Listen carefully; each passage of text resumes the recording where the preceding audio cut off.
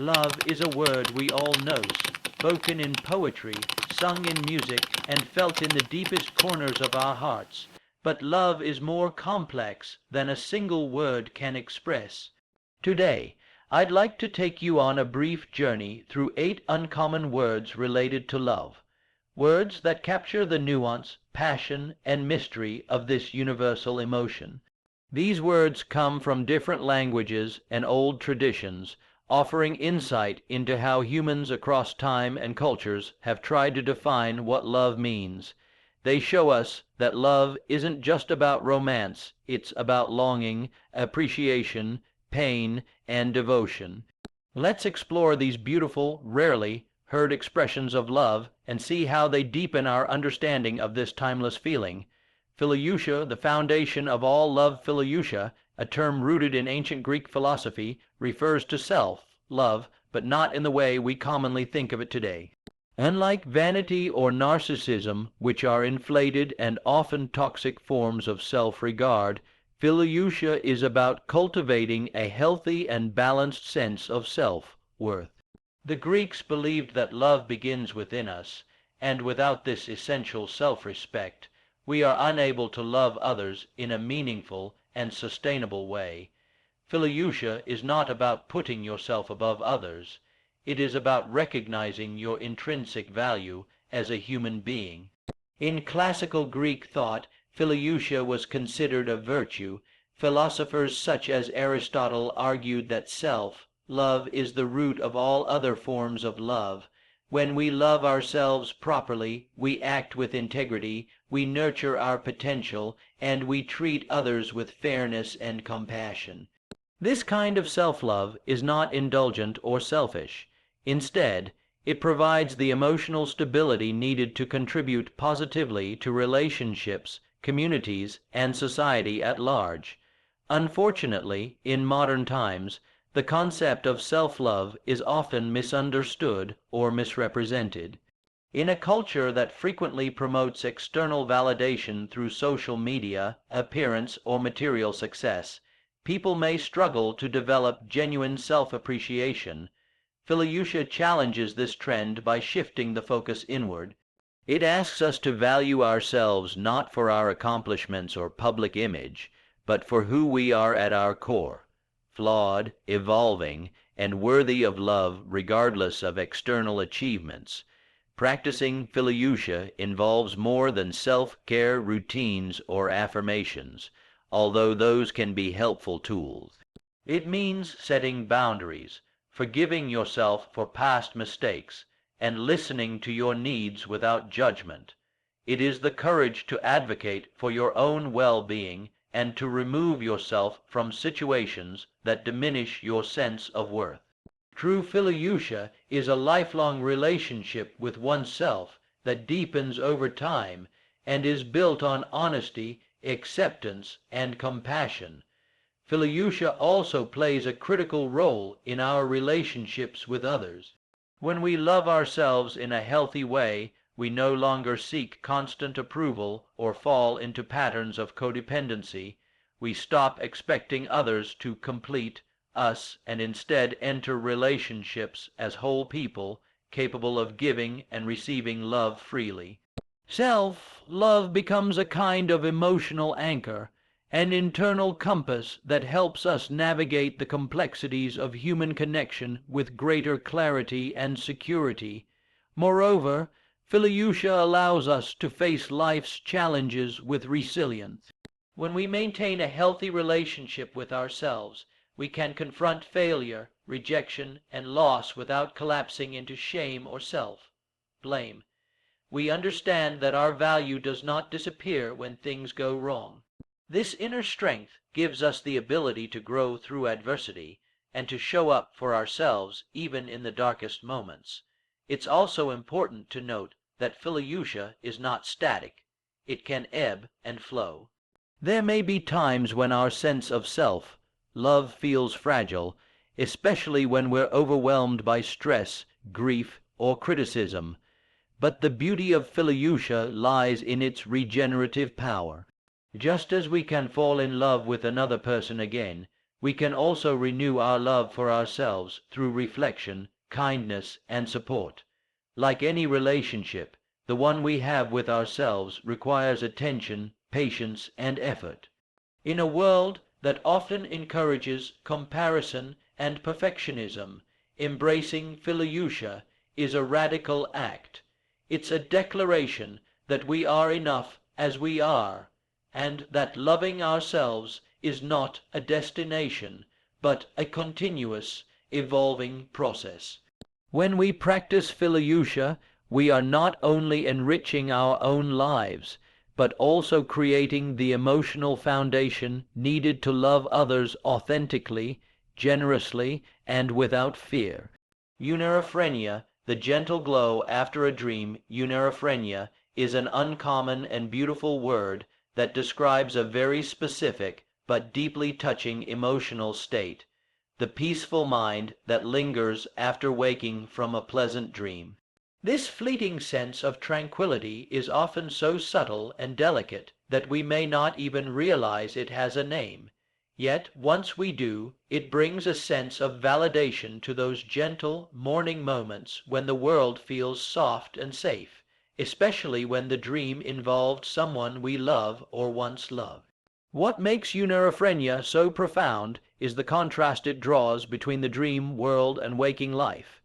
In a dream, our minds can create scenarios of connection, reunion, or intimacy that may not exist in reality. These dreams can feature people we've lost, partners we've never had, or idealized versions of relationships we yearn for. When we wake from such a dream, eunerephrenia envelopes us in a warm, almost sacred calm feeling that, for a brief moment, the emotional connection felt absolutely real. This emotional afterglow is not just pleasant, it can be therapeutic. In a psychological sense, dreams allow our subconscious to process emotions that we may not address in our waking life. Eunerephrenia may serve as a gentle reminder that we are still capable of love, of hope, of imagination. Even when life is chaotic or emotionally taxing, this brief mental clarity reminds us of the peace that still lives inside us, waiting to be uncovered. In the context of love, eunerephrenia becomes particularly poignant. Imagine dreaming about a lost love, someone you haven't seen in years, or perhaps someone who's passed away. The dream allows for an encounter that transcends time, space, and reality. You might share a look, a touch, a conversation that never happened in real life. And upon waking, while the dream fades, the emotional residue remains. That's eunerephrenia, the serene satisfaction of a connection that may only exist in the inner world, but feels incredibly real. But eunerephrenia isn't always tied to memory or longing. It can also come from dreams of future love or fantasy. You might wake up from a dream where you felt truly seen or deeply cherished, and that feeling influences how you approach your day. It might inspire you to be more open, to believe in the possibility of finding love, or simply to carry yourself with more softness. In this way, eunerephrenia can act as an emotional reset button, giving us a brief but powerful sense of emotional well-being. What's fascinating about eunerephrenia is its ephemeral nature. It doesn't stay with us for long. Often, it dissolves as the day begins to demand our attention, through routines, noise, screens, and responsibilities. Yet even though it disappears quickly, the imprint it leaves can be lasting. Sometimes it shapes our mood for the rest of the day, or even inspires us to take action, writing a message to someone, journaling our dream, or revisiting a forgotten memory. Many people who experience eunerephrenia report a desire to return to sleep, not out of tiredness, but out of a longing to re-enter the world where the feeling was born. It shows how powerful and intimate our inner worlds can be. Love, in this sense, becomes not just an outward emotion, but an internal experience, a quiet reverie that nurtures our emotional selves even when no one else is involved. In this way, Unirephrenia is one of the purest forms of self-contained emotional joy. Unirephrenia, though rarely discussed, deserves a place in the broader conversation about love. It's a testament to the mind's ability to create love, to feel love, and to carry its essence even in solitude. It may be fleeting, but its gentleness lingers in our memory. It teaches us that love doesn't always need to be loud or visible. It can exist in the hush between sleep and wakefulness, in a dream that never really happened, but left us better for having felt it.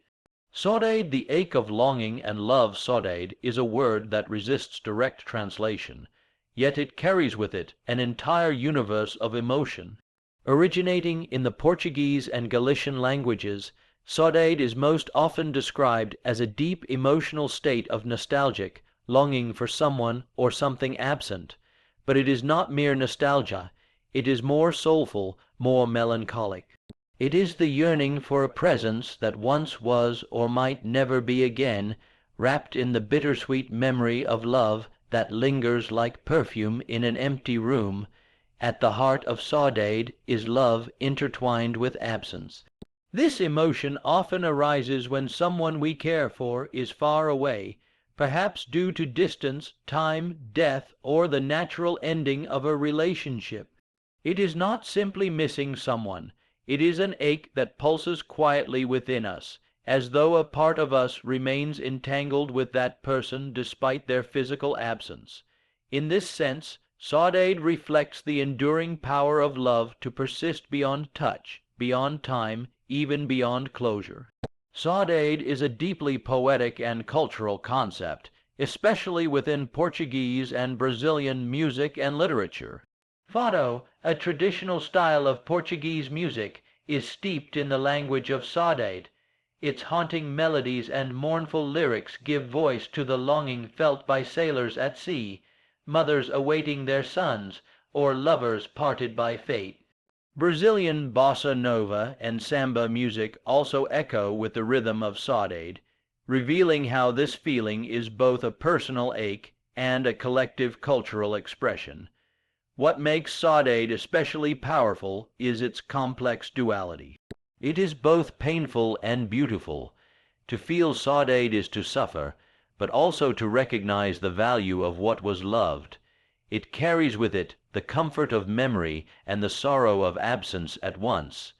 In this way, saudade does not try to erase the past or numb the pain.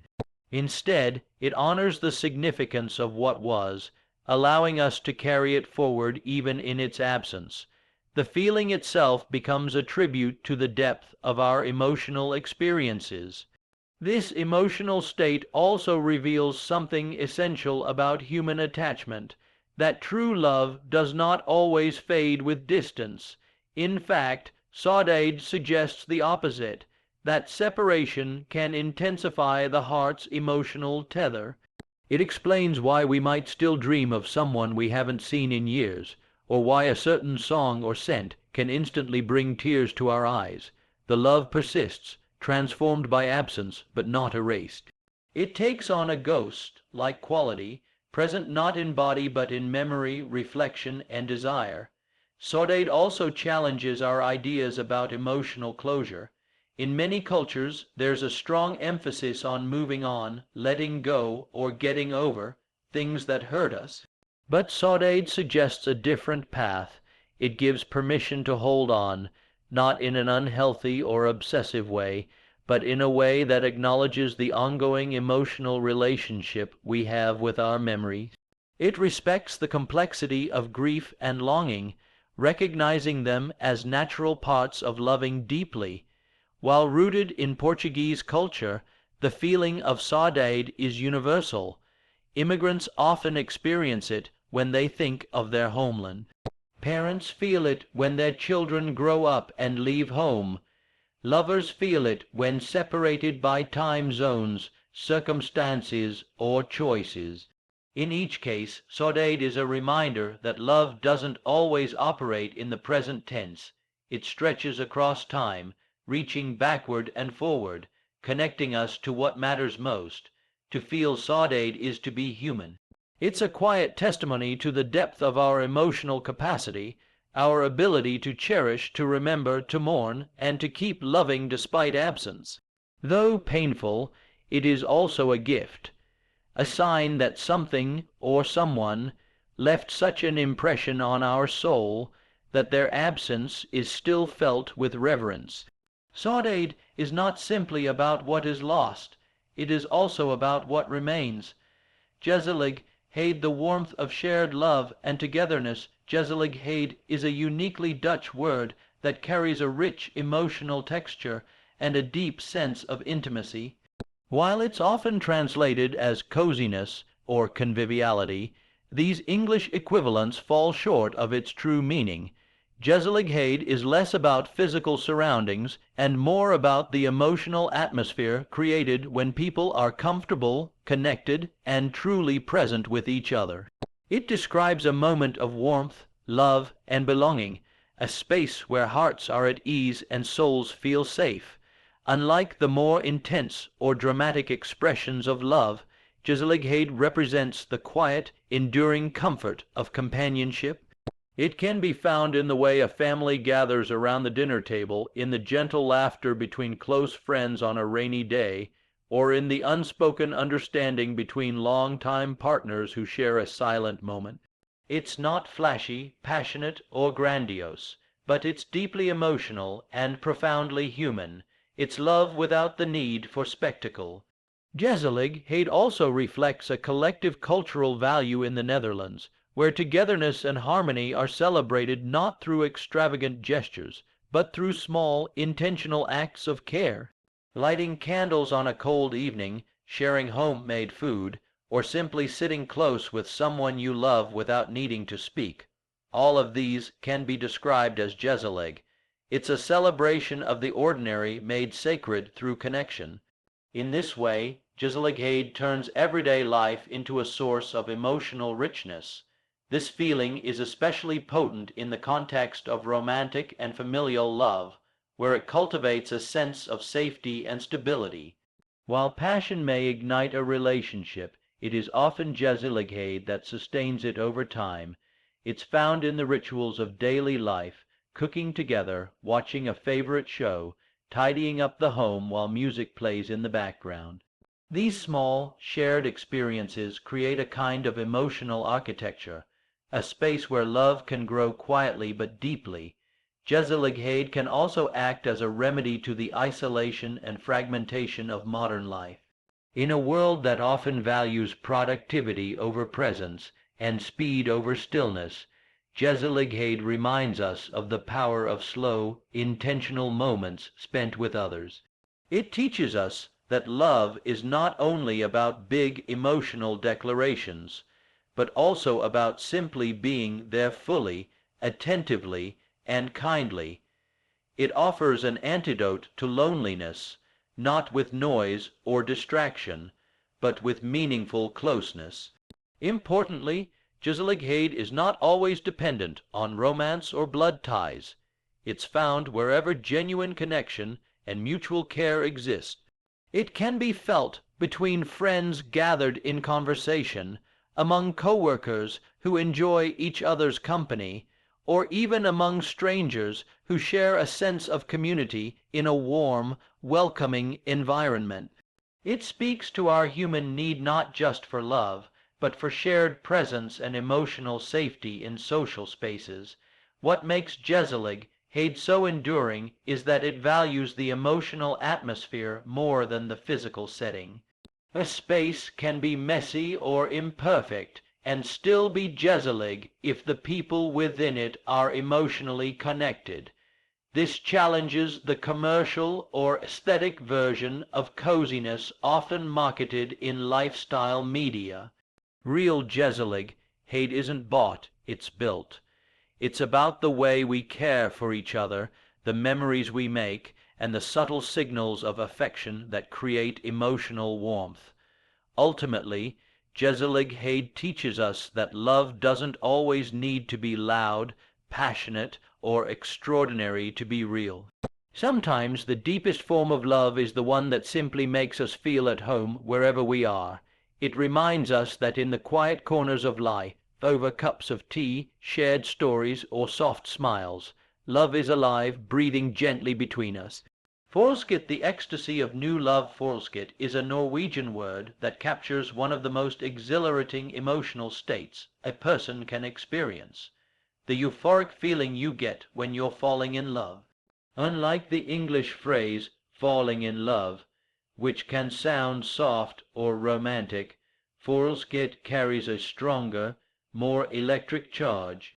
It reflects the heady rush, the heart fluttering anticipation, and the almost surreal joy that comes in the early stages of romantic attraction, a period where every glance, every word, and every shared moment feels amplified by wonder. In the forelsket phase, the ordinary becomes magical. The most mundane experiences, like walking side by side, texting good night, or sharing a meal, feel extraordinary simply because of who you're with. The emotional high of this phase can be so consuming that it alters your perception of time, making hours feel like minutes and moments seem suspended in beauty. Forelsket doesn't just make life sweeter. It makes it feel like a vivid dream that you never want to wake up from. Forelsket also impacts the body on a physiological level. Neurologically, it's associated with a flood of chemicals such as dopamine, oxytocin, and serotonin, which heighten feelings of pleasure, trust, and emotional connection. Your heart races, your pupils dilate, and your energy soars. There is a biological explanation for the giddiness and obsession that often accompany this phase, but that doesn't make it any less magical. In fact, the blend of physical chemistry and emotional vulnerability is what makes forelsket so deeply addictive. Yet forelsket is more than just infatuation. While infatuation can be shallow or fleeting, forelsket includes a genuine emotional spark. It's not just about physical attraction, it's about the discovery of compatibility, shared laughter, and emotional resonance. It's the moment when you start to see a future in someone's smile, or hear your own unspoken hopes in their voice. There's a sense of awe, as if life has just opened a secret door to something rare and beautiful.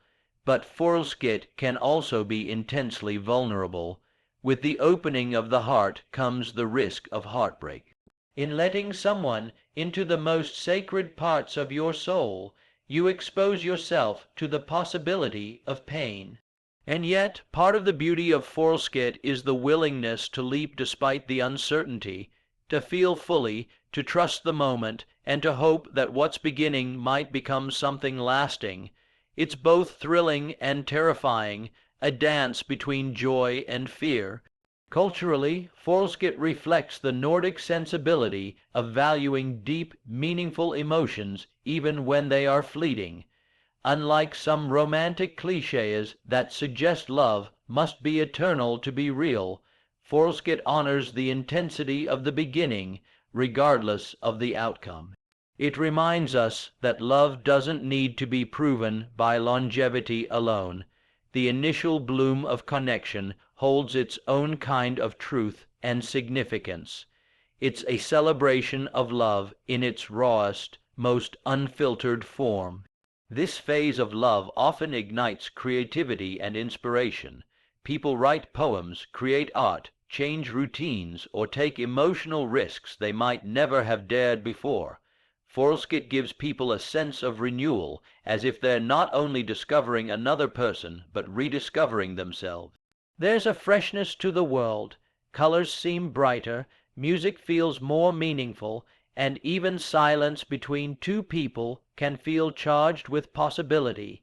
In the end, forelsket is a reminder of the power of emotional aliveness. It brings us back to the feeling that life is not only worth living, but worth loving. Even though the forelsket phase may eventually give way to deeper, steadier forms of love, or sometimes fade away entirely, its emotional intensity is unforgettable. It marks the beginning of a story, the spark that lights the flame, the first heartbeat of something new and potentially transformative. mamihlepenat epi, the shared glance of unspoken desire, mamihlepenat epi, is an exquisitely rare and layered word from the Yagan language of Tierra del Fuego. It refers to a moment that is almost impossible to describe in a single sentence, the silent, meaningful exchange of looks between two people, both wishing that the other would initiate something they both desire, but are hesitant to begin. In the context of love, this can be one of the most emotionally charged moments imaginable, a pause between possibility and action, where a glance says more than words ever could. At its core, mamihlepenat represents the tension between longing and fear. Both people involved are emotionally exposed, yet restrained. There's a mutual awareness, even a magnetic pull, but neither dares to take the first step. Whether due to shyness, vulnerability, societal constraints, or fear of rejection, they hold back, caught in that fragile space between knowing and acting. It is a moment thick with emotion, potential, and uncertainty. The beauty of mamihlepenat lies in its profound emotional symmetry. It's not one-sided. The moment exists only because both individuals feel the same way. There's something incredibly intimate about this kind of shared silence. It transcends spoken language and intellectual reasoning, becoming a pure emotional exchange. For just a heartbeat in time, two people are connected by a desire so mutual and so palpable, it almost becomes sacred. In romantic relationships, this moment often marks the beginning of something new or the crossing of an invisible threshold. It might be the glance that precedes a first kiss, the look exchanged before holding hands, or the heavy silence before a long, overdue confession. These are the turning points in love stories, the moments we remember vividly, not for what was said, but for what was felt. Mamihlepenat crystallizes these experiences, giving them a name and a sense of emotional gravity. But this phenomenon is not always joyous. It can also be painfully bittersweet. Sometimes the glance is exchanged, the desire is known, but no action is taken. Maybe it's not the right time, or perhaps the risks feel too high. When the moment passes without fulfillment, it can leave behind a quiet ache, a wondering about what could have been. Even so, the moment remains meaningful because it confirms the presence of something real, even if unfulfilled. In a broader human context, mamihlepenat illustrates the difficulty of vulnerability. We often crave connection, yet hesitate to expose our feelings. We fear rejection, disappointment, or misreading the situation. So we sit with our desire, silently hoping that the other person will be braver, will act first. This shared hesitation is part of what makes love so complex, because it requires not only feeling deeply, but the courage to risk revealing that depth. The emotional weight of mamihlepenat is amplified by its brevity. These moments are often fleeting, just a few seconds, but they carry a lasting emotional impact. They live on in memory, replayed with clarity long after they've passed. We remember the tilt of a head, the warmth in someone's eyes, the energy in the space between us. And even if the moment never led to anything tangible, it becomes a part of our emotional history, an imprint of silent connection. Ultimately, mamihlepenat is a celebration of the unspoken dimensions of love. It reminds us that language isn't always the primary vehicle for expressing desire or connection. Sometimes the most powerful conversations happen in silence, in the electricity of a shared glance, in the courage it takes to wait, in the vulnerability of wanting without knowing. It's a moment both tender and charged, where two hearts hesitate at the edge of something beautiful, each silently hoping the other will take the first step. Meraki, putting one's soul into love, meraki, is a word of Greek origin, one that holds a profound emotional resonance, especially when applied to acts of love. It means to do something with soul, creativity, or love, to put a piece of yourself into your work, your actions, or your relationship. While the term is often used in relation to art, cooking, or craftsmanship, its emotional core becomes most vivid when it describes the selfless and soulful investment we make in the people we love. Meraki, in the realm of love, is about giving not just effort, but essence. What distinguishes meraki from mere care or effort is its emotional intentionality. When someone cooks a meal for a loved one with meraki, they're not just preparing food. They're offering comfort, warmth, and presence through every stir of the spoon or carefully chosen ingredient. Similarly, when someone designs a gift, writes a letter, or even simply creates a welcoming home for their partner with meraki, the act becomes an expression of love in its most heartfelt form. It transforms the ordinary into the extraordinary. Meraki is not loud or performative. It doesn't require grand gestures or external validation. It is a quiet devotion, often unspoken, but always felt. It's in the way a partner remembers your coffee order, or folds your favorite shirt just the way you like it.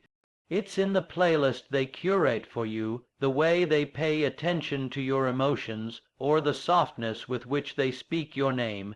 These acts might seem small, but they are deeply meaningful because they carry the energy of someone pouring themselves into your happiness. In romantic relationships, meraki shows up as emotional craftsmanship, an ongoing effort to nurture love not as a task, but as an art. It's the realization that love is not just a feeling but a practice, one that requires patience, creativity, and care. Partners who bring meraki into their relationships don't simply go through the motions. They strive to build something beautiful, intentional, and enduring. They create emotional spaces where both people can grow, flourish, and feel deeply seen. Culturally, meraki reflects a value that goes beyond romantic love. In Greece, it's a word embedded in the idea of personal pride and soulful contribution. Whether one is setting a table for guests or designing a garden, meraki implies an act done with deep personal meaning. When applied to human connection, it becomes a philosophy that love is not just about feeling, but about giving fully, creatively, and soulfully. It transforms duty into delight, routine into ritual, and gestures into gifts. The emotional impact of meraki becomes even more powerful when one realizes how vulnerable it is to love this way. When you put your soul into something, there's always the risk that it won't be appreciated, reciprocated, or understood. Yet meraki doesn't demand a reward. It's an offering made out of the desire to care deeply and authentically. Loving with meraki is an act of bravery, because it means letting someone hold a piece of your soul and trusting that they will cherish it. In long-term relationships, meraki is often what sustains connection over time. While the initial spark may fade, the effort to keep love alive, through thoughtful gestures, intentional time, and personalized care, and keep the emotional intimacy vibrant. Meraki becomes the glue that binds lovers together through life's challenges and changes. It reflects the understanding that love is not static. It needs to be nurtured, renewed, and poured into continually. Ultimately, meraki is a reminder that true love is handmade. It is not found but created, through choices, through sacrifices, through the soulful work of tending to another person's heart. It teaches us that the most meaningful expressions of love are not always the loudest, but the ones that are crafted with care, colored with soul, and given without reservation. In every relationship touched by meraki, there is a quiet but unmistakable glow, the beauty of love made visible through the devotion of everyday acts. Ubuntu, the love that binds us together, ubuntu, is a powerful and deeply meaningful word originating from the Bantu languages of southern Africa, especially among the Zulu and Xhosa peoples. At its core, ubuntu translates roughly to "I am because we are," emphasizing the interconnectedness of all human beings. In the realm of love, Ubuntu expresses a philosophy that love is not just an individual experience, but a communal force, a bond that links people together in shared humanity, compassion, and mutual care. Ubuntu embodies the idea that our identities and well-being are shaped by our relationships with others. It suggests that love is fundamentally relational. It grows and flourishes within a network of connection, support, and empathy. Unlike Western notions of love that often emphasize romantic or individual feelings, Ubuntu expands love into the collective realm, teaching us that our humanity is defined by how we treat one another. To love, in this sense, is to recognize that another's joy, pain, and existence are inseparable from our own. This philosophy manifests in everyday acts of kindness, forgiveness, and solidarity. To practice Ubuntu is to act with generosity not because it benefits you alone, but because it uplifts the entire community. It fosters a love that transcends boundaries of family, tribe, or nationality, urging us to care for strangers, neighbors, and even those we disagree with. Ubuntu insists that love has a social responsibility. It is a force for healing divisions and building bridges. In romantic relationships, Ubuntu calls for a deep sense of empathy and shared responsibility. It invites partners to see themselves not as isolated individuals, but as parts of a greater whole, where the happiness of one is intimately connected to the happiness of the other. This means nurturing a love that is compassionate, patient, and inclusive, one that recognizes the importance of growth, mutual respect, and community support in sustaining the bond. Ubuntu also encourages us to embrace vulnerability as a strength. Because it acknowledges our interdependence, it reminds us that asking for help, showing our true selves, and relying on others are acts of courage and love. In doing so, it breaks down barriers of pride and isolation that can undermine relationships. This openness fosters a love that is authentic and resilient, grounded in the truth that no one thrives alone. On a larger scale, Ubuntu is a call to view love as a transformative social force. It has been a guiding principle in movements for justice, reconciliation, and peace, including the anti-apartheid struggle in South Africa. Leaders like Nelson Mandela and Desmond Tutu have invoked Ubuntu as a vision of love that heals historical wounds and unites people across divides. This highlights how love, when practiced collectively, can create profound change. Emotionally, Ubuntu nurtures a sense of belonging and purpose. It comforts those who feel isolated by reminding them that they are part of a larger web of life. This belonging is itself an expression of love, the knowledge that we matter to others, that we are seen, heard, and valued. Ubuntu teaches us that love is not a solitary experience, but a shared journey, where we rise by lifting others. Ultimately, Ubuntu is a beautiful reminder that love is the thread weaving us into a tapestry of shared existence. It challenges us to expand our hearts beyond the limits of self-interest and to embrace a love that is generous, inclusive, and sustaining. In a world often fractured by division and fear, Ubuntu offers a vision of love as the essence of our collective humanity, a love that binds us, heals us, and reminds us that no one is truly alone. In exploring these uncommon words, Jaziligheid, forelsket, Mamahlepenatepai, meraki, Ubuntu, and the others, we uncover the rich and varied ways love touches our lives beyond what simple language often captures. Each word invites us to pause and reflect on different shades of love, the quiet comfort of togetherness, the exhilarating rush of new affection, the silent hopes shared between souls, the soulful devotion poured into acts of care, and the deep connection that binds us all as human beings. These words remind us that love is not just one feeling or one story, but a vast intricate tapestry woven from moments both grand and small, loud and silent, spoken and unspoken.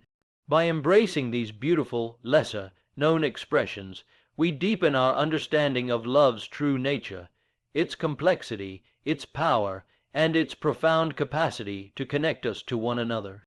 So let us carry these words with us as gentle reminders, to cherish the cozy warmth of presence, to savor the thrill of new beginnings, to honor the courage in vulnerability, and to nurture love with soul and community. In doing so, we open ourselves to experiencing love in all its extraordinary forms, enriching our lives and the lives of those around us. Thank you